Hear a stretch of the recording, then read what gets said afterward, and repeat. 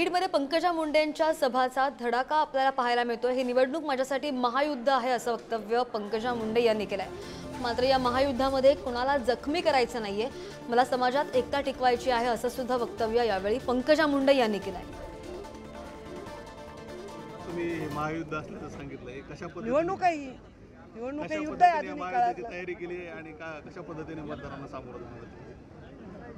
माझी महायुद्धाची तयारी निवडणुकीची अशी आहे ज्याच्यामध्ये एकही जनता जखमी नाही झाली पाहिजे, कोणाही समुदायाच्या भावना दुखावल्या नाही गेल्या पाहिजे, कोणाही एक नाही सर्व समुदायांना एक वाटलं पाहिजे समान अधिकार माझ्यावर, ही माझी भावना आहे। जातीचा रंग जरी दिला तरी जातीचे लोक जे विकासाच्या जातीचे लोक आहेत, या माझ्या बीड जिल्ह्याच्या मातीचे लोक आहेत, ते योग्यच निर्णय